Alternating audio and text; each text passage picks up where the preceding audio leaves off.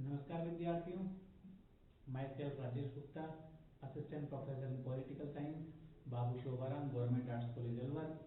आज इस टॉपिक पर हम चर्चा करेंगे, वो है भारत की संसद।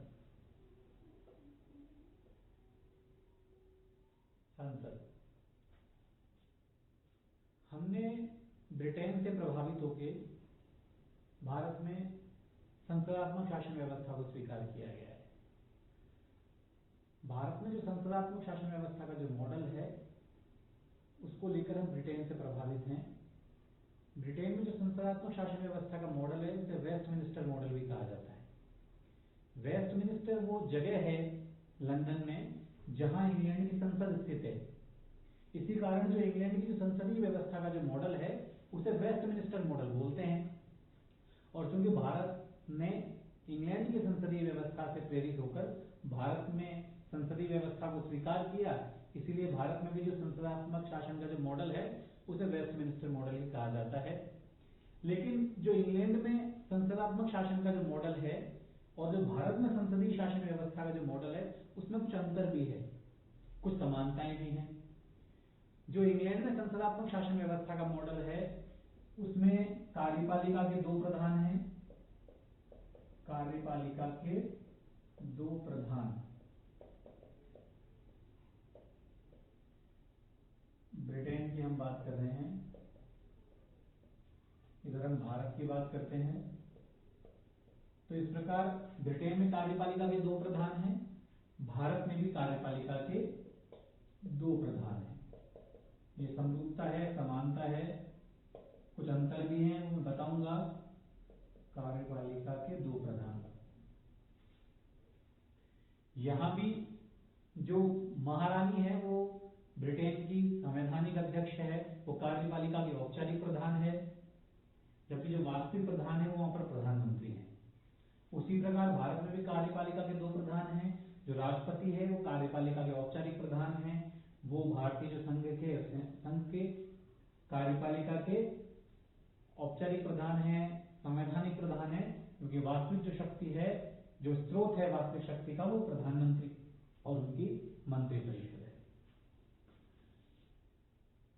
यहां भी प्रधानमंत्री और जो उसकी मंत्रिपरिषद है, उनका चुनाव संसद में से होता है, अर्थात जो कार्यपालिका का जो चुनाव है वो व्यवस्थापिका में से होता है।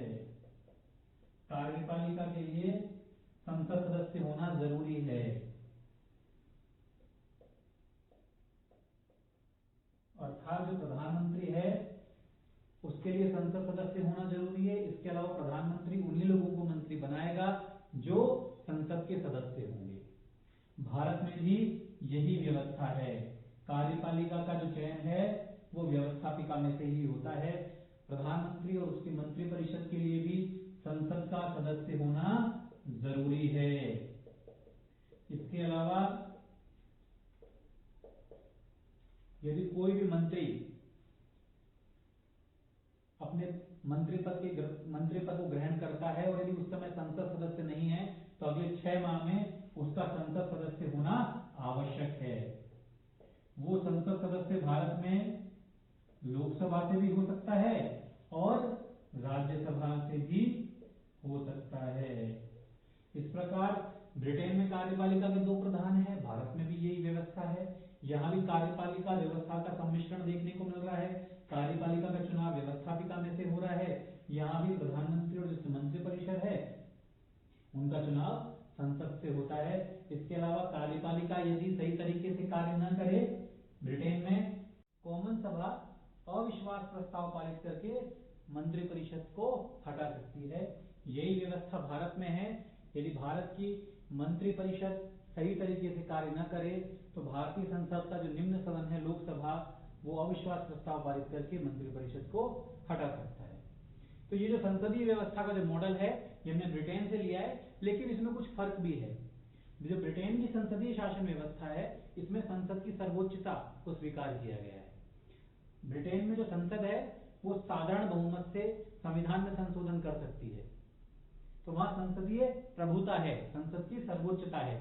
लेकिन भारत के बारे में बात करें तो यह संसद की सर्वोच्चता नहीं है। यहाँ संविधान की सर्वोच्चता है। संसद की जो कानून बनाने की शक्ति है उस पर कई प्रतिबंध लगे हुए हैं। संविधान की सर्वोच्चता का प्रतिबंध है, शक्तियों का विभाजन यहाँ किया गया है, न्यायपालिका द्वारा न्यायिक पुनर्विलोकन की शक्ति का प्रतिबंध है, राजनीतिक परिसीमाएं हैं।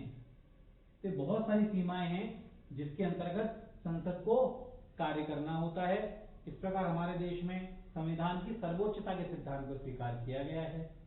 अब हम बात करते हैं भारत में जो संसद की जो प्रक्रिया है, गठन है, इसका विकास है, उनको हम समझ लेते हैं।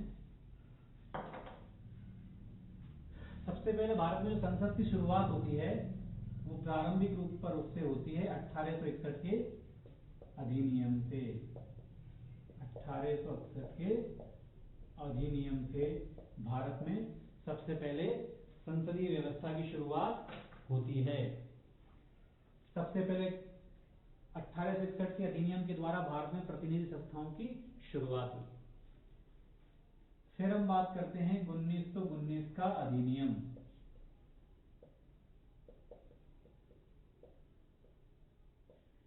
1861 से जो अधिनियम से जो प्रतिनिधि संस्थाओं की शुरुआत हुई थी और यहाँ पर जो संसद थी, जो विधायिका थी, वो एक सदनीय बनाई गई और उसका नाम था विधान परिषद। एक सदनीय संसदीय व्यवस्था का स्वरूप कैसा था? एक सदनीय। जबकि जो 1919 का अधिनियम था, जो अब तक एक सदनीय जो स्वरूप चल रहा था, विधान परिषद के रूप में जो व्यवस्था थी, उसको द्विसदनीय बना दिया गया। एक तो इसका नाम रखा गया विधानसभा पहले इनका, और दूसरे का था राज्य परिषद। इस प्रकार 1919 के अधिनियम द्वारा जो विधान परिषद को द्विसदनीय बना दिया गया। जो 1935 का जो अधिनियम आया उसके बारे में वो और भी स्पष्ट है संसदीय व्यवस्था के बारे में। इसके द्वारा एक अखिल भारतीय संघ की बात की गई, भारत के बारे में एक अखिल भारतीय संघ। और दूसरी बात थी केंद्र में द्विसदनीय व्यवस्था, विधानमंडल द्विसदनीय होगा। तो जब भारत का जो संविधान जब लागू हुआ स्वतंत्रता के पश्चात, तो 1935 के जो अधिनियम की जो व्यवस्था थी कि विधानमंडल द्विसदनीय होगा, उस व्यवस्था को स्वीकार किया गया। जो भारत का जो संसद भवन का जो शिलान्यास है वो 12 फरवरी 1921 को शिलान्यास हुआ। ड्यूक ऑफ जो कनाट है उन्होंने इसका उद्घाटन किया। भारत की जो संसदीय का जो भवन है उसका शिलान्यास। फिर हम जो इसका उद्घाटन हुआ, जब कंप्लीट हो गया, पूर्ण हो गया, वो डेट है 18 फरवरी 1927। इस दिन ये पूर्ण हुआ, भारत का संसद भवन का जो निर्माण है।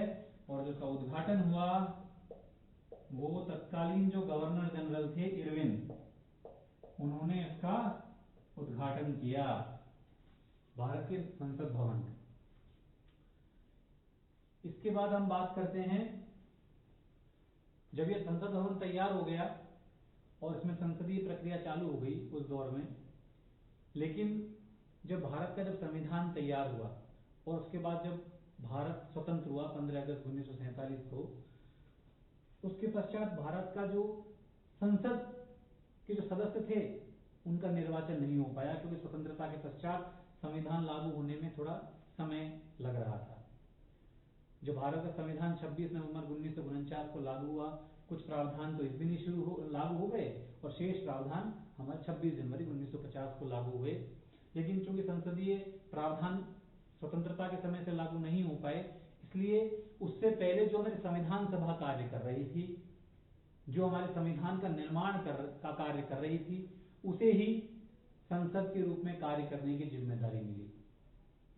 इस प्रकार स्वतंत्रता के पश्चात जब तक हमारे नए संसद सदस्यों का निर्वाचन नहीं हुआ, तब तक संविधान सभा के सदस्यों को ही संसद सदस्य के रूप में कार्य करना था। इस प्रकार स्वतंत्रता के पश्चात संविधान सभा को दो महत्वपूर्ण जिम्मेदारी प्राप्त हुई। पहली थी, एक तो संविधान का निर्माण करना, संविधान का निर्माण करने के साथ साथ दूसरी जो महत्वपूर्ण जिम्मेदारी थी, हमारे देश के संसद के रूप में कार्य करना, कानूनों का निर्माण करना। तो ये जो संविधान सभा ने कार्य किया अस्थायी संसद के रूप में, ये जब तक कार्य किया जब तक हमारे संसद के जो संबंधी जो कानून बनने के पश्चात जो संसद के दोनों सदन हैं, लोकसभा और राज्यसभा, जब तक वो अस्तित्व में न आ गए तब तक संविधान सभा के सदस्यों ने ही अस्थायी संसद के रूप में कार्य किया। अब हम बात करते हैं हमारे जो संसद के दोनों सदन हैं, लोकसभा और राज्यसभा, ये कब अस्तित्व में आते हैं। 3 अप्रैल 1952, 3 अप्रैल 1952 ये दिनांक है। इस दिन सबसे पहले राज्यसभा का गठन हुआ, राज्यसभा का गठन हुआ। और उसका जो नाम था उस समय वो राज्यसभा नहीं था, इसका नाम था council of states, council of states. इस नाम से राज्यसभा का गठन हुआ। इसकी जो पहली बैठक है वो 13 अप्रैल 1952 को इसकी पहली बैठक हुई थी राज्यसभा की। किस नाम से था इसका गठन? काउंसिल ऑफ स्टेट्स, प्रथम बैठक। इसकी तो अध्यक्षता है प्रथम बैठक की, वो हमारे तत्कालीन जो उपराष्ट्रपति थे राधाकृष्णन जी, जो उस समय सभापति थे, उन्होंने इसकी अध्यक्षता की। फिर बात करते हैं हम 23 अगस्त 1954 को। ये महत्वपूर्ण दिनांक है क्योंकि इस दिन जो सभापति थे उन्होंने घोषणा कर दी कि जो काउंसिल ऑफ स्टेट्स, जो अब तक राज्यसभा का नाम था, अब काउंसिल ऑफ स्टेट्स को राज्यसभा के नाम से जाना जाएगा। तो 23 अगस्त 1954 से जो काउंसिल ऑफ स्टेट्स है उसको अब राज्यसभा के नाम से जाना जाने लगा। ये राज्यसभा के बारे में है। अब हम बात करते हैं लोकसभा के बारे में।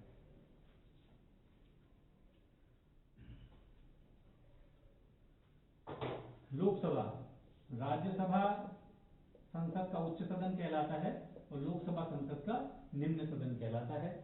तो लोकसभा का जो गठन है वो 17 अप्रैल 1952 को हुआ और राज्यसभा का गठन हुआ था वो हुआ था 3 अप्रैल 1952 को। और जो प्रथम बैठक हुई लोकसभा की वो हुई थी 13 मई 1952।